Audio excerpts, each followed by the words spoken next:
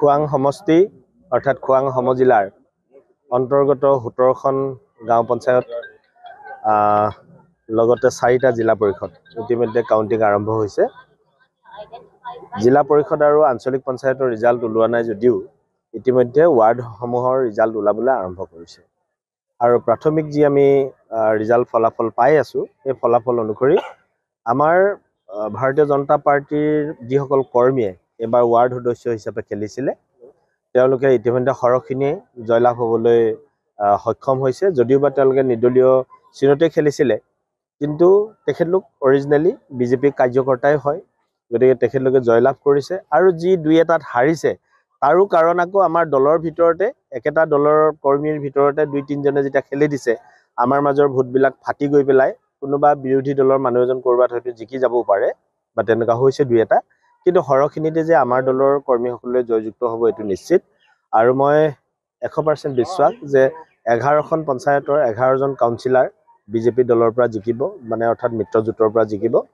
আমি যিহেতুকে 17খন পঞ্চায়তৰ ভিতৰত এখন পঞ্চায়ত ধেমেচি কাউন্সিলাৰ পদৰ প্ৰাৰ্থীটো আমাৰ মিত্ৰজোঁট এজিপিক দিছিলোঁ। মই আশা কৰিছোঁ তেখেতলোকৰো জয়যুক্ত হ'ব।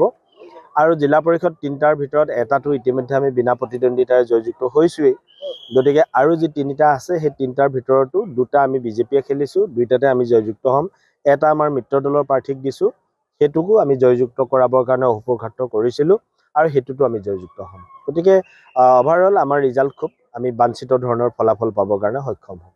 খোৱাং সমষ্টি অৰ্থাৎ খোৱাং সমজিলাৰ অন্তৰ্গত 17খন গাঁও পঞ্চায়ত লগতে 4টা জিলা পৰিষদ ইতিমধ্যে কাউন্টিং আৰম্ভ হৈছে। জিলা পৰিষদ আৰু আঞ্চলিক পঞ্চায়তৰ ৰিজাল্ট ওলোৱা নাই যদিও ইতিমধ্যে ৱাৰ্ডসমূহৰ ৰিজাল্ট ওলাবলৈ আৰম্ভ কৰিছে।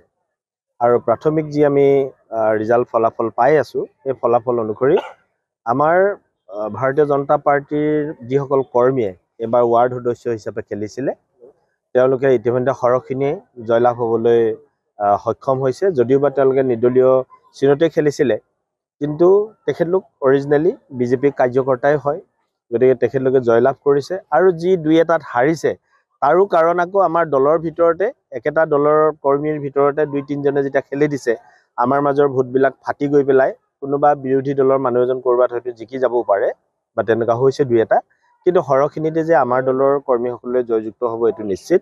আৰু মই 100% বিশ্বাস যে 11খন পঞ্চায়তৰ 11জন কাউন্সিলাৰ বিজেপি দলৰ পৰা জিকিব, মানে অৰ্থাৎ মিত্ৰজোঁটৰ পৰা জিকিব। আমি যিহেতুকে 17খন পঞ্চায়তৰ ভিতৰত এখন পঞ্চায়ত ধেমেচি কাউন্সিলাৰ পদৰ প্ৰাৰ্থীটো আমাৰ মিত্ৰজোঁট এজিপিক দিছিলোঁ। মই আশা কৰিছোঁ তেখেতলোকৰো জয়যুক্ত হ'ব।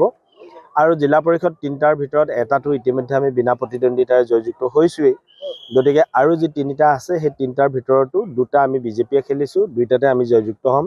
এটা আমাৰ মিত্ৰ দলৰ প্ৰাৰ্থীক দিছোঁ, সেইটোকো আমি জয়যুক্ত কৰাবৰ কাৰণে অহোপুৰুষাৰ্থ কৰিছিলোঁ আৰু সেইটোতো আমি জয়যুক্ত হ'ম। গতিকে অভাৰঅল আমাৰ ৰিজাল্ট খুব আমি বাঞ্ছিত ধৰণৰ ফলাফল পাবৰ কাৰণে সক্ষম হ'ম।